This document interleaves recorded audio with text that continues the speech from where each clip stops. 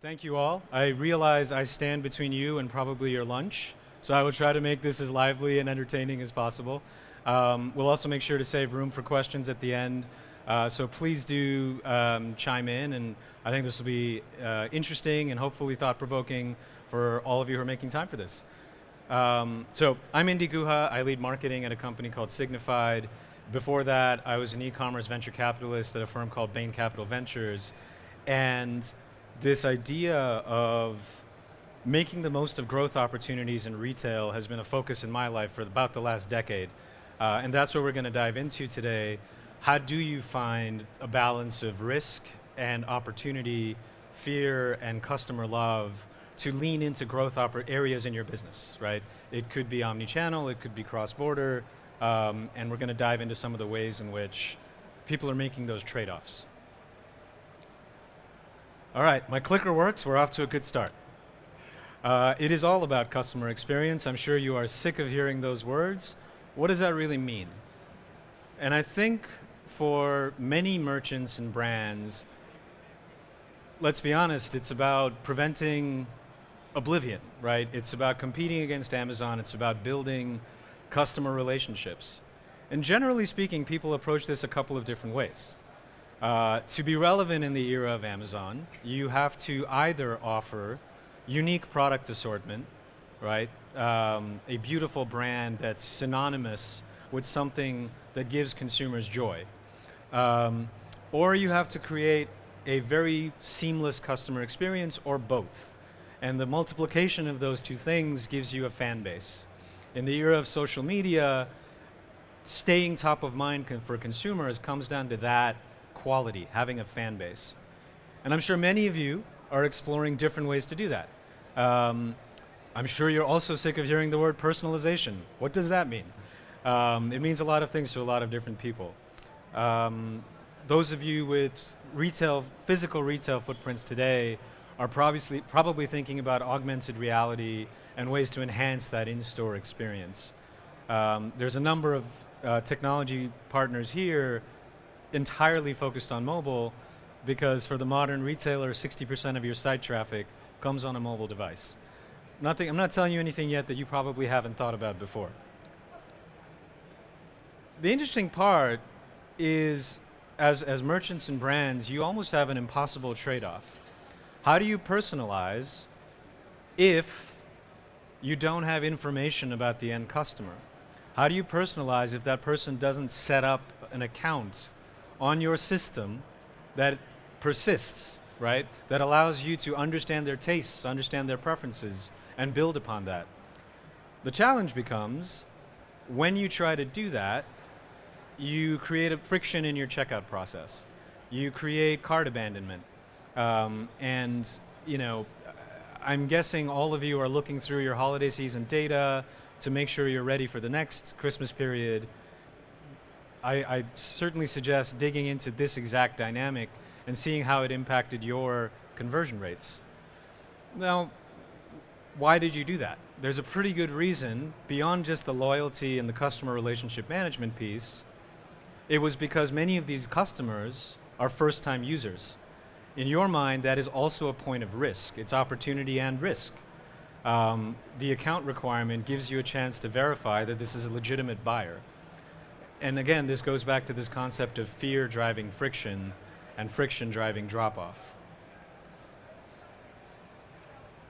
We don't need to hit you over the head with these statistics. I think you get the point.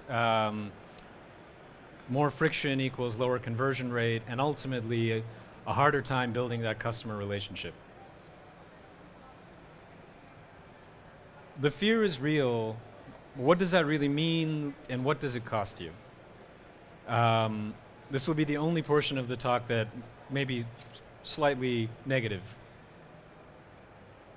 I think everybody has seen statistics like this or headlines around these types of issues in the news. Identity theft is real. There is a well-formed and very sophisticated economy around consumer identity. Your credit card information, your address, your contact information, all of that can be bought and sold. And candidly, cryptocurrency makes it much easier to have full payments liquidity, if you will, in this marketplace. And, you know, my company, Signifyd, we work with several thousand merchants, touching and processing over 55 billion in GMV last year, which means our customer base constantly is dealing with and fighting off issues like this.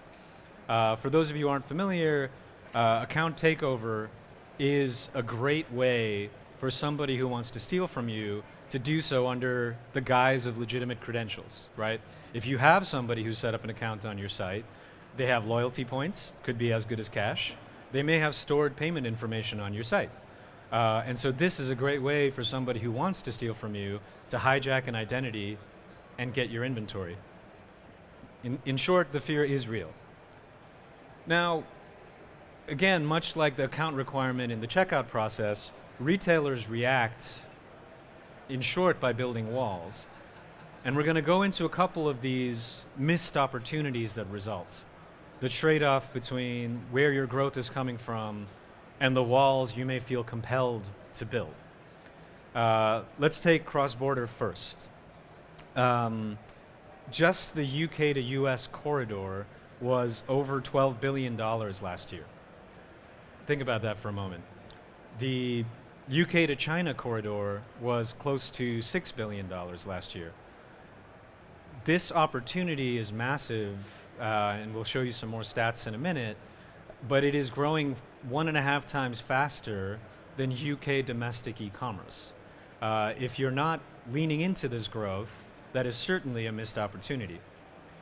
But because of the fear of fraud, because of the fear of exposing yourself to new first-time customers, many of you have probably blacklisted entire regions. Show of hands if folks are thinking about cross-border in the room or leaning into overseas buyers. All right, good number of you. Sometimes it's thought-provoking to look at how we as humans process fear versus the reality of what our risk exposure is. I joke that, so my father worked in the emergency room as a doctor, and in his mind, the only consequence of buying a motorbike is you end up in the emergency room. There's no interim state of riding the motorbike or enjoying a nice breeze or any of that. Buying motorbike, emergency room. And that is because that was his data set, if you will, right? As a doctor, the only exposure he had to motorcycle riders was that room. If you think about cross-border e-commerce, you see a similar dynamic. So this is actual fraud in domestic e-commerce transactions across the full data set of CyberSource and Visa. Actual fraud in domestic e-commerce is 0.9%. In cross-border e-commerce, it's exactly the same. But if you look at how merchants operationalize that risk, the domestic decline rate is 2.9%. You could argue there's opportunity there in and of itself. The domestic decline rate is higher than the actual fraud rate. In cross-border, it's 2.5 times higher than the domestic traffic. Those overseas buyers routinely get kicked out of your checkout flow. And they are legitimate buyers. They are trying to engage and embrace your brand and your product. I will say, to give credit to the room, to give credit to this ecosystem, Europe is ahead of the curve of my friends back on the other side of the pond in embracing cross-border e-commerce. It is already 23% of UK e-commerce transactions.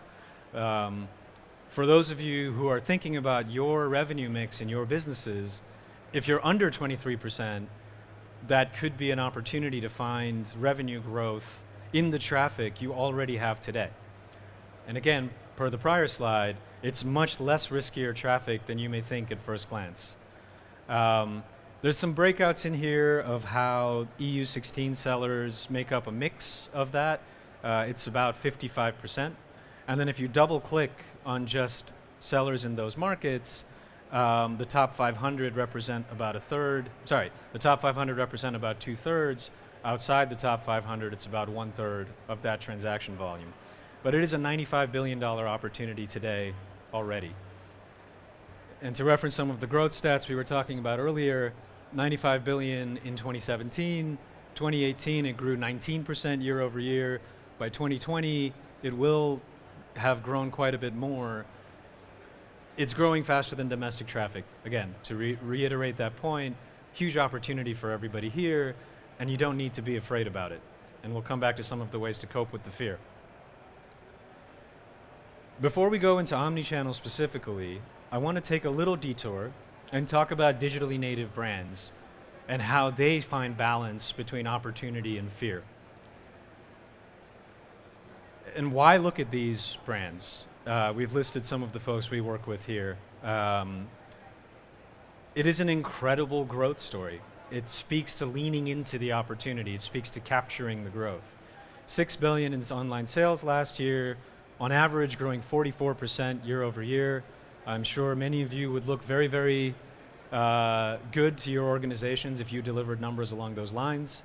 And today they're only 2% of online sales, which means there's a huge amount of growth ahead of them. And fundamentally, I think they do two things. They really understand their customer, their product, and they focus there.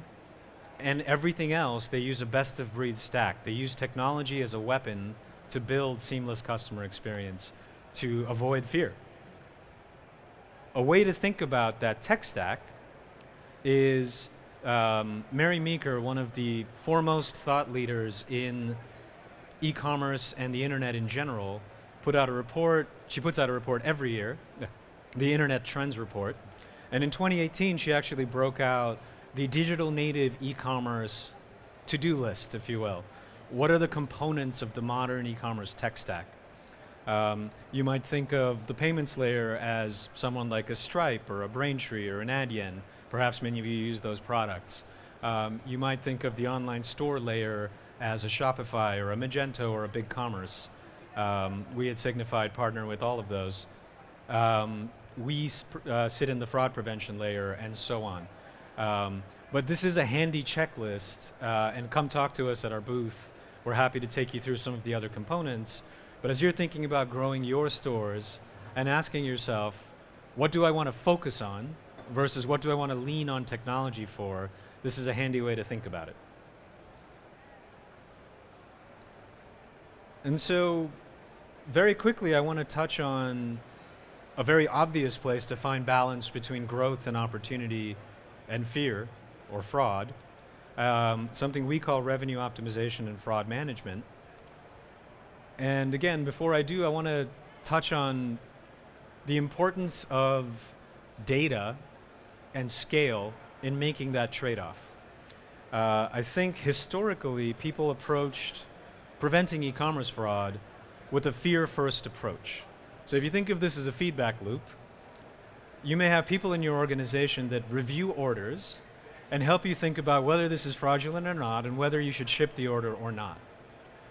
Unfortunately, much like my father in the emergency room as a doctor, this is what fear first looks like, right? If you only live and breathe high-risk orders, your calibration data for assessing fraud is the very riskiest subsegment, and that is all you see. And you know, there's the expression, if you have a hammer, the world looks like nails. Essentially, you progressively decline more revenue because more and more transactions start to look suspicious. And at that point, instead of building a following, instead of embracing customers that are trying to get to know your brand, you're turning away good orders. If you think back to the cross-border slide, it's 2.5 times the order rejection rate of your domestic traffic on perfectly safe transactions. I think there's an opportunity to take a customer data first approach. In Signifyd's case, we saw over 55 billion in transactions last year. We'll end up seeing close to 100 billion this year. And the so what in all of that is that 96% of the time, we've seen the shopper before. So that point of fear, where you set up the account creation step, you set up the various verification steps before accepting that first-time customer, maybe it doesn't need to be quite so cumbersome. If you or something in your stack has seen that user before, that's the opportunity. Just to give you a sense of how that translates, this is actually research done by Forrester. Generally speaking, merchants decline about 3% of revenue off the top because they're concerned about whether the transaction is fraudulent. Despite declining 3%, they still get hit with a little shy of 1% in chargeback costs. I'm sure many people in this room have scar tissue of dealing with the processing associated with that. And to actually make those results operational, you have people doing order reviews, you have various fees you're incurring, lost merchandise, etc. All of that adds up to another 1.5%, 1.6% in your cost structure. And typically, using a product like ours, customer data advantage, knowing your customer advantage, those declines drop quite dramatically. And you no longer incur any chargebacks because we guarantee it. So if we approve a transaction, it goes through, you get hit with the chargeback, we will reimburse you, the merchant. Over 3% in top line increase. On the cost side, typically we'll reduce the operational expenses in half because you no longer need a large team doing order review. And obviously you're losing less merchandise, you are incurring less fees and so on. So then let's bring that to the omnichannel opportunity, to the cross-border opportunity, and some of the other themes we've touched on today. How might you be able to leverage that? I think many of you in the room, actually, quick show of hands, how many of you are looking at, click to collect, ship from store, and other ways to serve your customers faster and better? Excellent. Most retailers agree with you. It goes back to, if I can create seamlessness, if I can form a habit of my customers shopping from me, that is my best protection against Amazon, against other digital brands, whoever they may be, that are taking share of wallet away from me.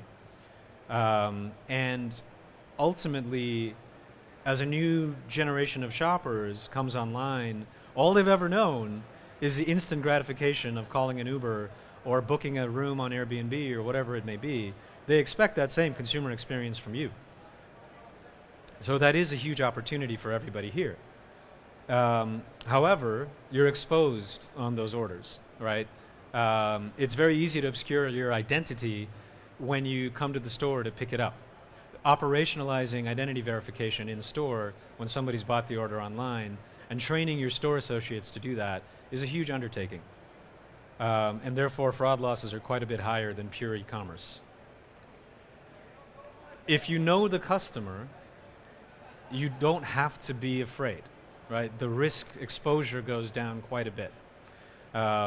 Fundamentally, if you can verify identity through all of these different touch points, any one of them could help you verify the transaction. And now if you don't have a delivery address, because the delivery address is your store, or a locker, or a pickup point, or a convenience store, it doesn't matter. You've already verified that this was an authentic purchase and the customer's data record is up to date. So that identity has not been compromised. Similarly, we talked about the cross-border opportunity, again, growing 1.5 times faster on average than your domestic business. And it will be 20% of global e-commerce GMV in the next couple of years. Actually, another Forrester statistic.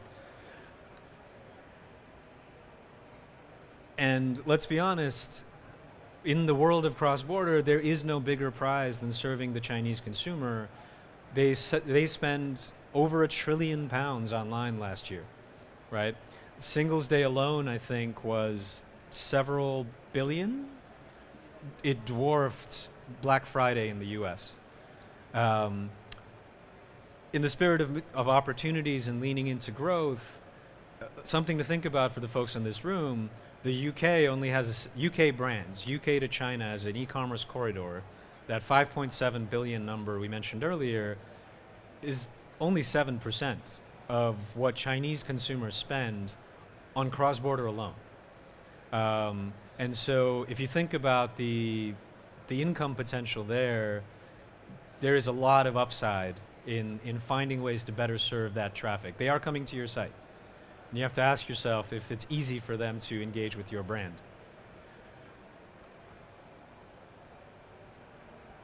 In our case, because our transaction footprint is already global, it goes back to, again, knowing the customer and therefore leaning into the growth. It's easy for us to assess if it's a legitimate order or not and help you capture more of that traffic. And so I'll wrap up here, and hopefully there's some questions from the audience, but there is an opportunity to fearlessly embrace new customer segments, new users, without creating all of that friction in the checkout process. I think there is no need to have walls. I'll bring back that concept, forcing account creation, forcing any number of other identity verification steps when somebody's trying to place an order on a mobile phone. And they're already fat fingering their address, and that might cause the order to get rejected because of address verification steps. Let's not add other things they need to do on a mobile device, on that 60% of traffic that comes in on mobile devices, that gets in the way of them discovering and appreciating your products. And I think with that comes the opportunity to build repeat purchase, to build customer lifetime value, and to not have to keep reacquiring traffic from Google and Facebook. Hopefully Google and Facebook aren't in the room. And so I think that is what, certainly Signifyd was built around. Hey, let's take one of the harder things in e-commerce operations off of our merchants' plate, set them free to focus on product and building a fan base. And so certainly happy to exchange ideas and talk more about that. We serve over 10,000 merchants worldwide. Doesn't really matter what category you're in, there's a chance we can share best practices across people in your space. And candidly, if it wasn't obvious from this talk and all the numbers I threw at you, I'm a huge nerd. So I really enjoy talking to people about their e-commerce businesses. And if I can be of any help, please come see us at H56. We're just straight down the hall. So thank you very much. I hope I didn't bore you to tears. Enjoy your lunch, enjoy the rest of the conference, and appreciate you joining us today.